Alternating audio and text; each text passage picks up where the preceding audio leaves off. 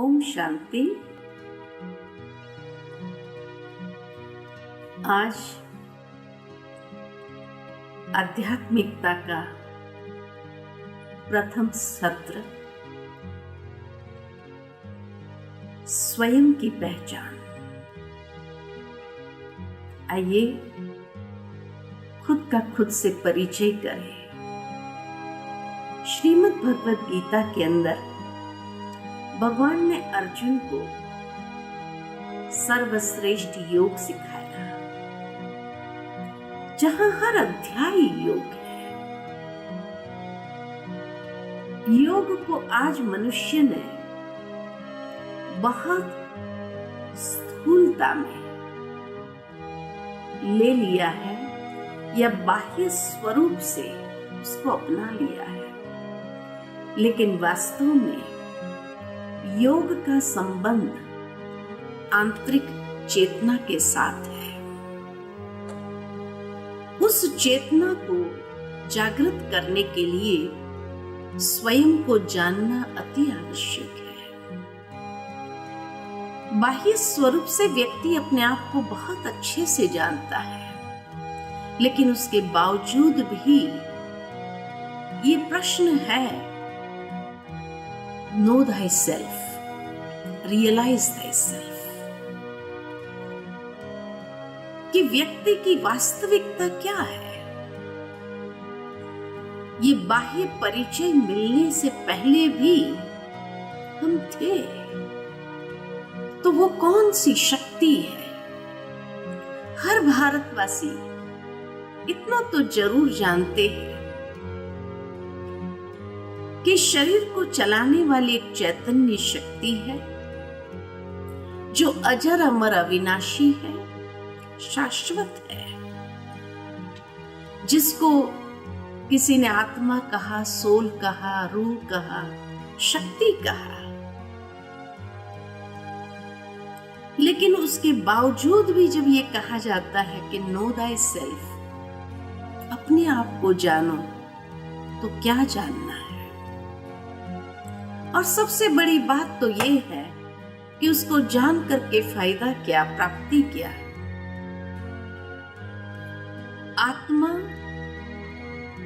चैतन्य शक्ति है, लेकिन उस चैतन्य शक्ति की अभिव्यक्ति इस संसार में शरीर के माध्यम से ही होती है।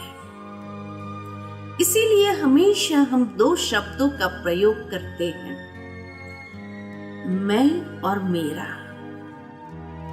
मेरा हाथ, मेरा सर, मेरे पैर, लेकिन ये मेरा कहने वाली मैं कौन? मैं वो चैतन्य शक्ति आत्मा हूं।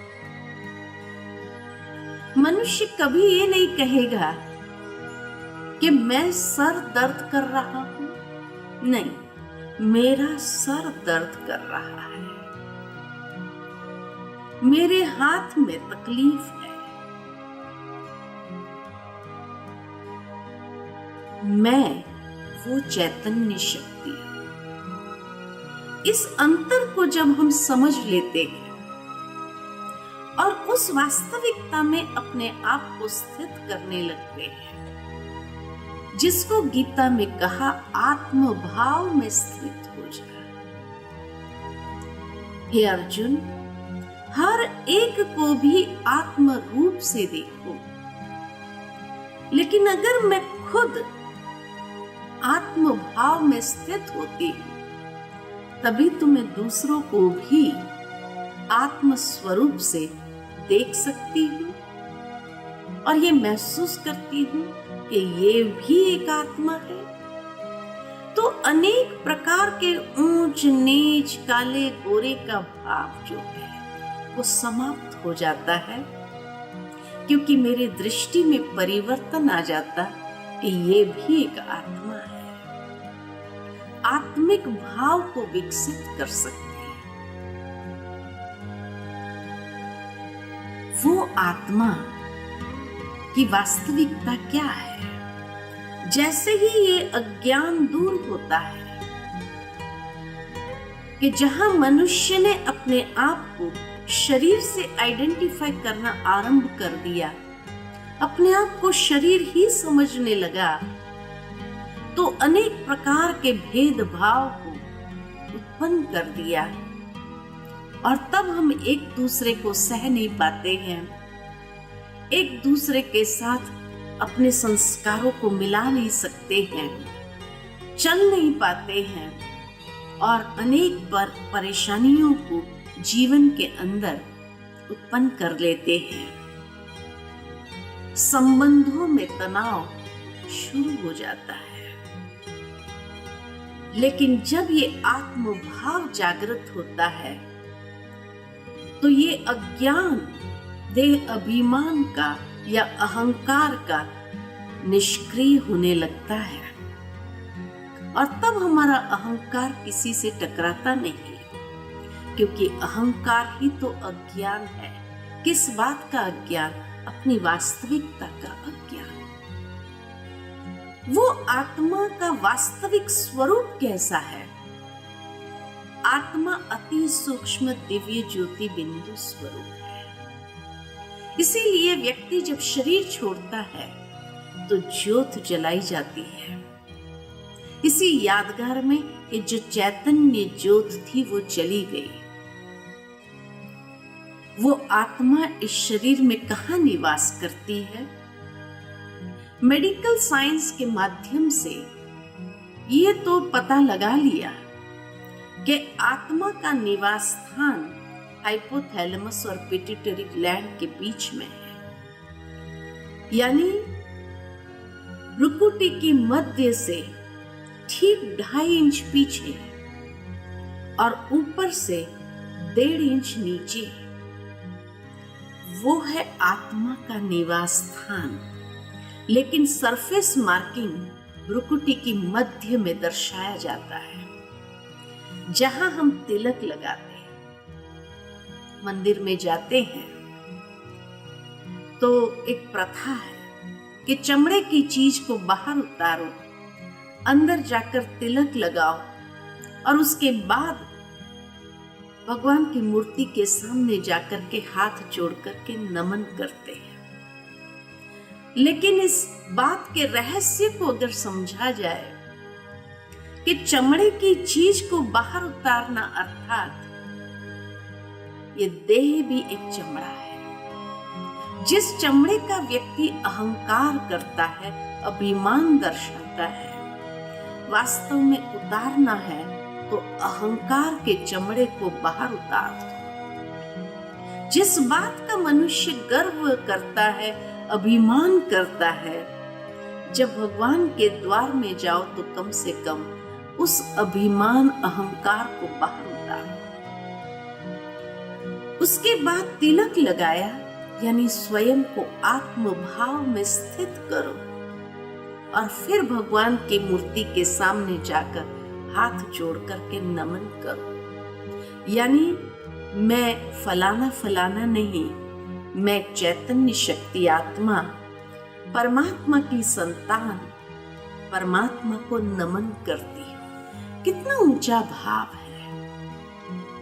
लेकिन शायद ही इस भाव से कोई मंदिर में जाता होगा।